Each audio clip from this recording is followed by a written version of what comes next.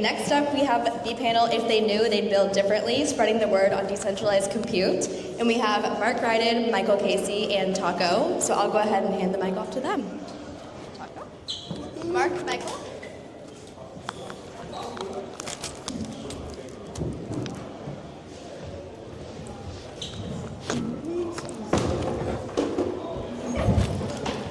You want this? Oh, here. That's Lynch. Okay. Bro, you're gonna line you up properly. Lined up. Otherwise you'd easily get mistaken for each other. Yeah. You know. I mean, you are like twins, really. I mean, I know. Our pictures look alike. I mean, the beards, all of us must look the same. You know, it's the problem. Yeah.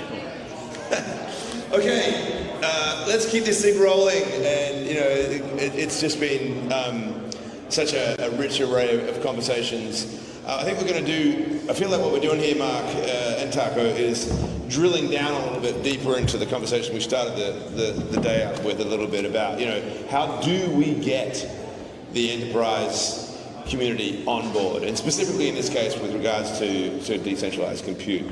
And I think people have been here all day, you don't really need introductions. I mean, we could probably just bypass that, right? Mark from Aether and Taco from Manifest, you've seen them all day. Why don't we, I think one way to start would be from your experiences, who is this enterprise customer, right? Who are they? What are they looking for? Let's just start with that as a way to frame the conversation. What are their needs, right? So the simple answer to that is Google or Cisco or Dell or any tech company that is Facebook that is managing user data, because that's, and then at the same time, protocols, projects, and everything that are building Web3, but they're deploying on AWS, Azure, Ali, these data collection black holes. And so it's on the enterprise side, that's sort of where Manifest comes in, is as an enterprise grade compute layer. Running tier 3 and tier 4 data centers, we're working to meet the needs of enterprise so that they have a playground when they decide, when they finally say they don't have enough compute and they need to go somewhere else, we're ready. And so that's the big play there. And it's protocols that are building in Web3 or agents that are using consumer data that can't use right now edge compute, can't use the Akashas of the world because they can't go through someone's basement's node or validator because of regulations for different countries around PHI and other compliance regs. That's the big issue. And so that's sort of what we're trying to set the ground for. Okay. Yeah, Mark. Yeah, I think there's three types of enterprise customer from a compute perspective, right? One is a company that's training its own model, right? So like an OpenAI, right? You can provide them compute, and the compute you provide is used to help train the model or run inference for the application that they're pushing to consumers. The second type of enterprise is maybe an enterprise that uses a service from someone like OpenAI. So effectively, they're not doing an AI themselves. They're just plugging into the APIs of the big model providers, right? So those companies, they don't need GPUs. They don't need compute.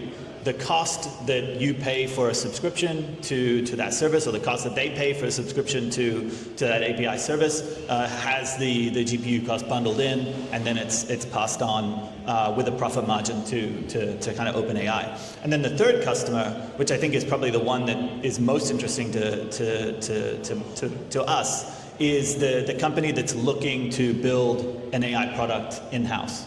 Right, using an open source model, hosting something on their own infrastructure from Aether, infrastructure from Manifest, and those are the guys that need compute.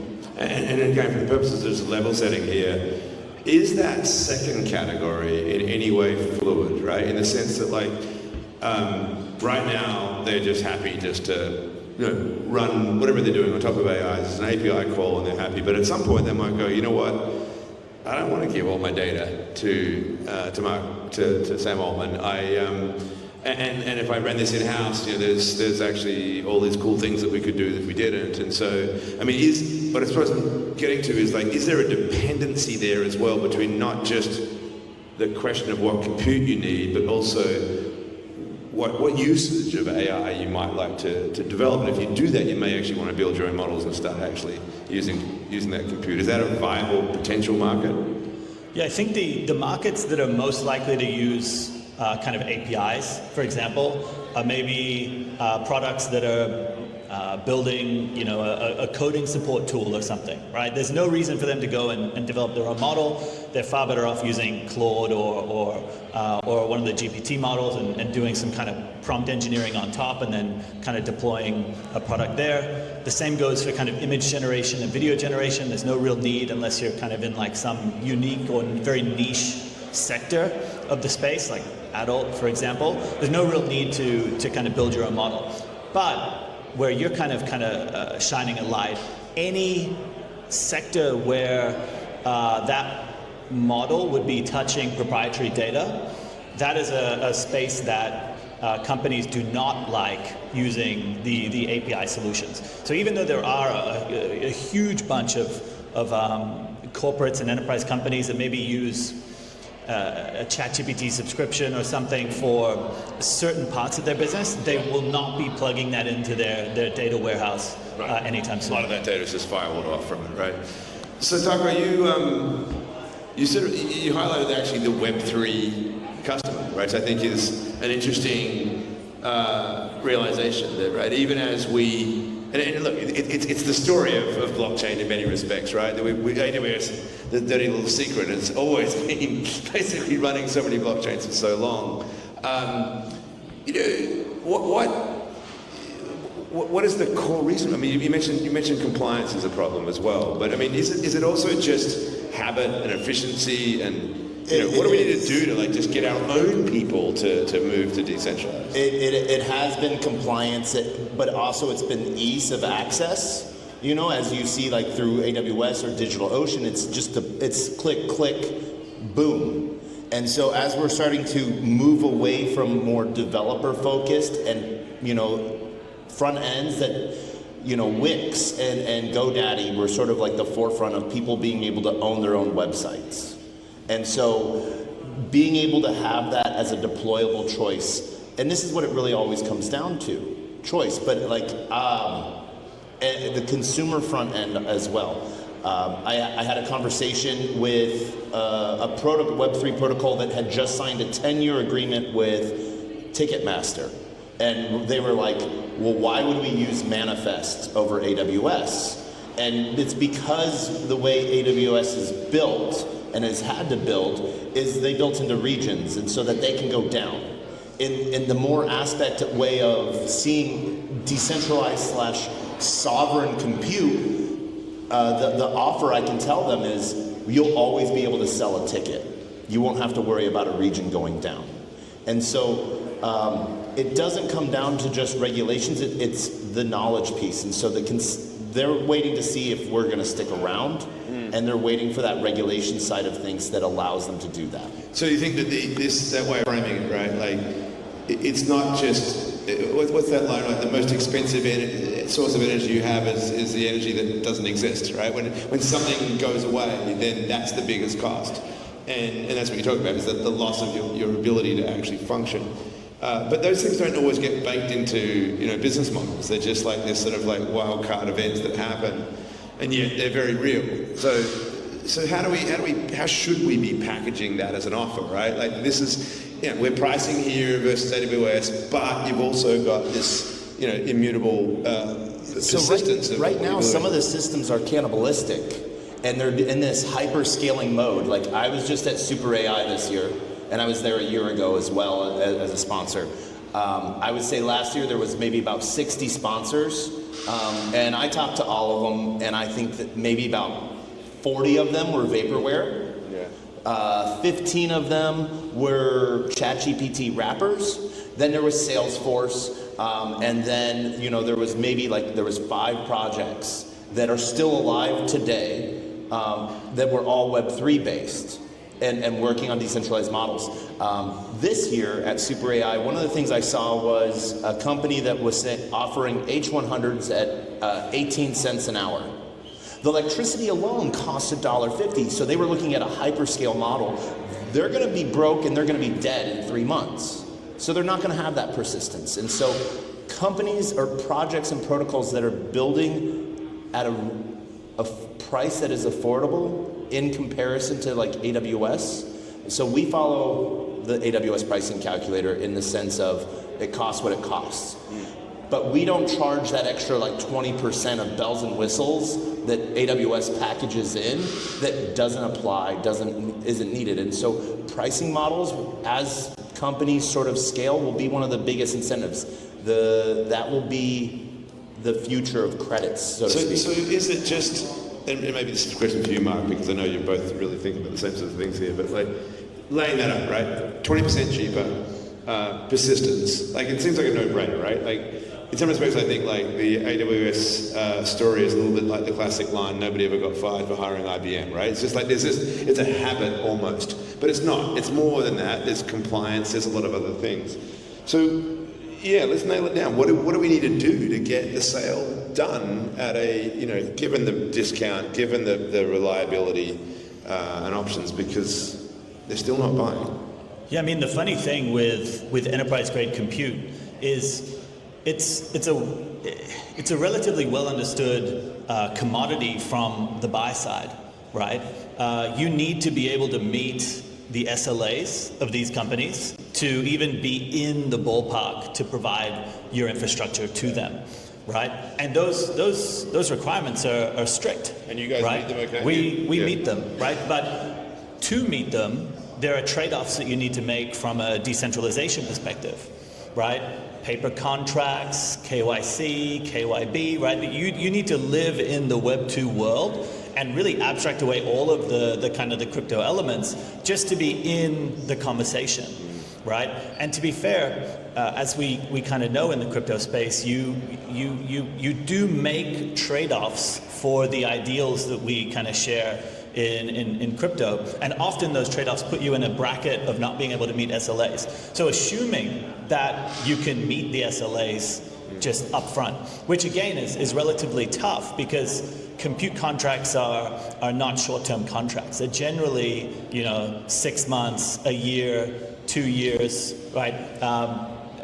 Big enterprise-grade contracts, and you need to be able to guarantee that the company that you're buying this infrastructure from, even if they have a great deal, will be here in 12 months, right? Will be here in 18 months, and crypto projects don't really have a great reputation for persistence, right? So I think overcoming the SLA hurdle is like the minimum barrier to entry into the conversation, right? Then I think deep-ins in general have this great extra lever that we can pull, right? Magic internet money. It exists within our ecosystems. It doesn't exist within the Web 2 ecosystem. There's obviously credits, but there's a broader, more powerful economy around the token as opposed to just Google Cloud credits, for example. And I think those two things combined, plus the scalability and the growth of a network, you should be able to compete at a price level, right? So meeting the SLAs, competing at price, and then just proving you're going to be here. I think once you kind of hit those, you're giving yourself a really good shot.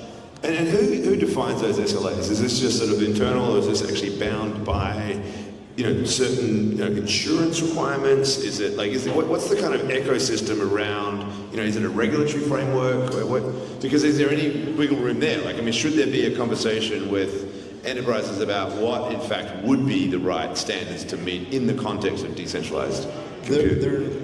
From what I have seen personally, is every company has a different standard, because they're working under different obligations where they're serving their most customer base. So you have to sort of look at it from that aspect.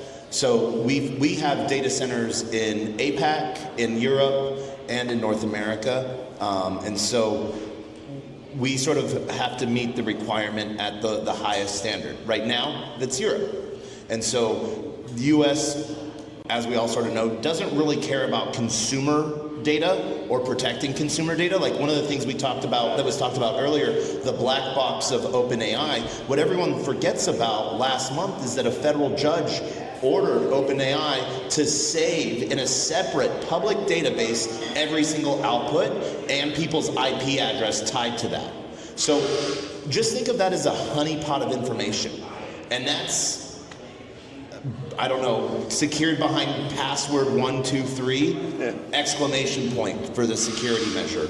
But the standards are different everywhere. And so we just try, like what's really cool between like Aether and Manifest, and there are other providers like us, we're just going and directly knocking on the doors. You know, we had some of our team here in New York yesterday for Dell Innovation Labs, talking with, like, you know, was said, there is that standardization of bringing Web 2 and finding that middle ground. The persistent side of things. We've been around for 4.5 years. I've had a blockchain running for 3.5 years. Yeah. So, I mean, you and I chatted a bit earlier on about this, Taco, and you were mentioning the Dell case, and it struck me that, you know, as always, the great promise of DeepIn is that there is excess supply, whether it is storage or compute or whatever, and that there's this, you know, deficit demand on the other side, and we just got to figure out how to meet it. Tell us a little bit about the Dell case then, right? Because what have they got that they want now? What could be the outlet, the opportunity that you provide them to unlock it? Well, the big issue with DeepIn or decentralized compute is they're usually, and I hate talking, I'm not trying to talk bad about any of our friends, they're half solutions. Akash is just inference. Filecoin is just storage, or is just storage. They're not a full stack. So companies, instead of having API access, we're giving them bare metal access. Yeah. Kubernetes, you know, this full deployment option, because the one side of it is we want to be an enterprise-grade digital ocean. You know, do we want to get into that more permissionless route where anyone can come on? Yes, we do eventually, but we want to serve. It's easier to get to 500 million users. It's easier to have 3 clients than 500 million customers. Right. Yeah. Yeah. And what? How do you like? Yeah. Where are the opportunities out there, like in terms of that mismatch of demand and supply? Yeah, I think the main opportunity comes from the inefficiency around management of this resource and how expensive it is. Right, this is the most expensive compute that's ever existed. Right, this cost is so exorbitant that having that infrastructure sit idle for any period of time can be a very costly expense. And it's also something that companies are not incredibly familiar with from a forecasting perspective. Right, it's not something that is a precise science always. Right, so you have to kind of purchase a certain amount of compute. If you're, say, renting that compute from a hyperscaler, you're often forced into forecasting for longer periods of time, right, to justify getting some sort of discount or not paying a really expensive price. So you're in these contracts where you've actually got maybe more compute for longer than you thought you need, but better than trying to renegotiate for a small increase in compute maybe later on and then paying through the nose, right? So the whole ecosystem is just ripe with inefficiency, and this is really where the DeepIn angle, being able to kind of resurface that underutilized compute, that's where we shine. Does the system need some sort of broader discoverability and search function? Like, I mean, is there a world in which this broader economy of supply and demand for compute could be better served if we had some sort of Google almost, right? That sort of like could identify all those opportunities and direct the market to where it needs to be? Well, there's 2 parts to that. You know, who talks about their AT&T copper wire? Yeah. You know, who like, oh my gosh, like our services are so great thanks to Amazon. No one really talks about the infrastructure layer. And here in Web3, we're an attention economy, so we want people to talk about us because we want people to learn and educate. So there's 2 pieces sort of that you asked on that. One, earlier you asked about incentivizing. The credit system, I think, is broken that Google and everyone does, because it gets people so locked in and siloed they can't take their data out. Right. That's a win. That's That's a feature. It's a feature, not a bug. For them, yes, for them. And so, like, the way we do it, you know, we've done it via permanent capital index fund. We do it via token swap. We take some of their tokens as a project off the market, lock it away for however long they need us to, and we give them the same dollar value in MFX, and then they burn that to pay for compute. So we take cash off the table. That's one of the biggest things that we've gotten. And when you do that, how much do you, if you're talking to a mainstream Web 2-esque enterprise customer, how much of the details do you go into that? Or do you just show them the dollar advantages and just don't explain what's under the hood? Dollar advantages, because we've abstracted the blockchain side away. I mean, you know, but when coming to it from a Web3 side, we don't want them to have to build on centralized routes that could block them from their user data, from their protocols, or slow down, especially if they're training models. That's one of the biggest threats, you know, censorship and biasness on latency in showing, you know, training models that could be a competitive side to it. But the fun side of it, you know, is getting to talk to people about this, that there's a different alternative. Yeah. I asked that question, Tucker, and I'm going to throw it to you now, Mark, because of something that happened in one of the earlier panels, and I think it was Drew from Redbeard who said, no, we want, you know, look, we actually do want people to buy into these tokens and to be part of it, because it's part of our story and our revolution. And I think this is one of the big cleavages in this space right now. Like, how much do we want to abstract away, and how much do we want to lean into it? I personally feel like I'm more of the former than the latter right now. I think that we silo too much by just, you know, looking at our own navels and talking about our tokens, and we end up with this sort of world, and we need to go where the customer is. However, at the end of the day, you know, the beauty of what we're building is something that's tokenized, is something that runs on these distributed, you know, blockchain structures. And the worry in some respects is if you don't own that you do give up the real advantage of decentralized, because you compromise. So last word to you, Mark, on, you know, how you think is the right messaging and sort of marketing approach to these enterprise customers.